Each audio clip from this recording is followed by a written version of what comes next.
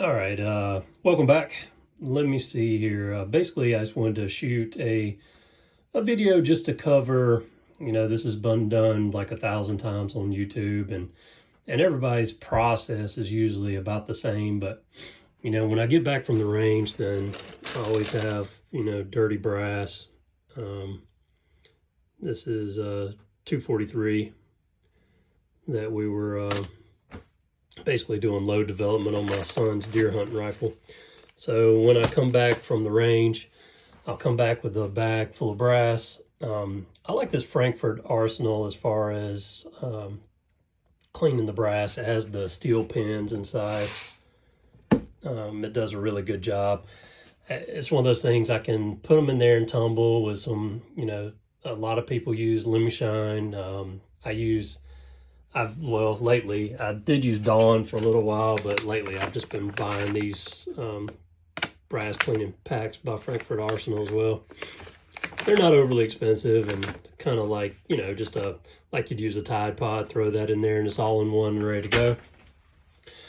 So I use that, usually leave it going for a couple of hours, and then as soon as they get tumbled clean, I'll dump it all in here. And this is the Hornady. What do they call this, like separator or whatever it is. Very simplistic. If you haven't seen or used one before, you dump everything in there, just spin it for a little while, gets it somewhat dry, some of the water out of it, and then it makes sure to get all the main thing is to get all the steel pins out of the brass itself. So then when I get done with that, then I move on to drying another Hornady product. I've got a lot of Hornady stuff because at one point in time, they were doing, as far as more that you bought, you can do the proof of purchase stuff and add your account and you could get free bullets and things like that. So at one point in time, I bought a lot of their stuff and still have and use a lot of their stuff. But anyway, this is basically the same thing as a dehydrator. There's a lot of people that I've talked to. Some people just like dump their brass out on a towel and leave it out in the sun to dry. Some people bake them in the oven. My wife doesn't want any of my reloading stuff to really enter the house, so I'm limited to my little workroom shop out here. But other than that, I have a small area to work in, but I make do with what I have, basically. So I'll set this up and let this dry all the brass out. This usually runs for about an hour as well.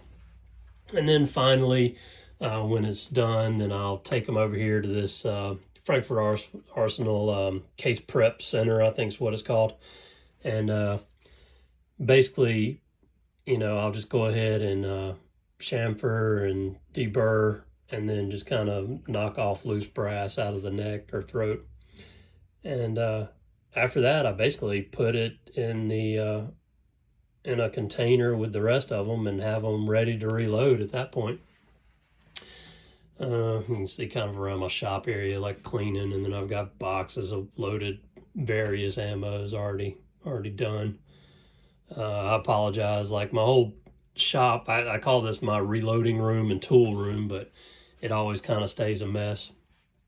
But that's basically it. That's my process when I get back from the range.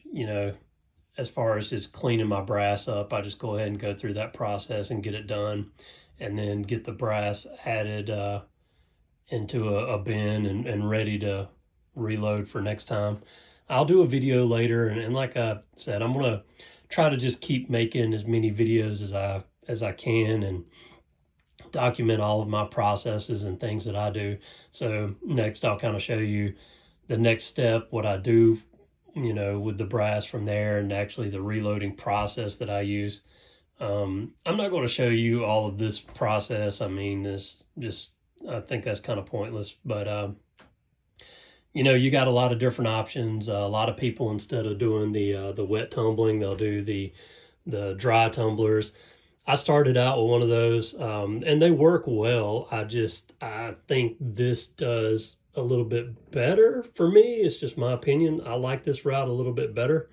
And the other thing is, when I did the dry tumbling, when I would sit up here in my shop, after it was finished and after over time doing it, I noticed like I had a layer of dust everywhere in here, and I think that was the main cause of it. So I kind of just switched over to the wet tumbling, and I've stuck with that. Another option that you have is if you wanted to use, and I'm not going to grab it, but I have one of those like liquid sonic deals. Basically, you can put all the brass in there, and it just is some kind of super vibration, and you put a cleaning concentrate in there with it. I didn't like that nearly as much as this. I think this works better, so this is kind of what I stick with. Now, a situation where I will use that, sometimes after I use my expander mandrel and resize my brass, just to get the lube and stuff off, sometimes I'll use that, and then I also use that to clean my dies and things at times. So that does get used every now and then, but you know, it's just not very often. Anyway, that'll wrap up this video. Just wanted to throw something together really quick, just to show a little bit more of my equipment and things that I use. I'll continue, and like I said, I'll make some more videos with actual other processes, other equipment I have, and then I'll actually make some videos at some point with you know, go over different guns and how they shoot, and then some time at the range and all that stuff.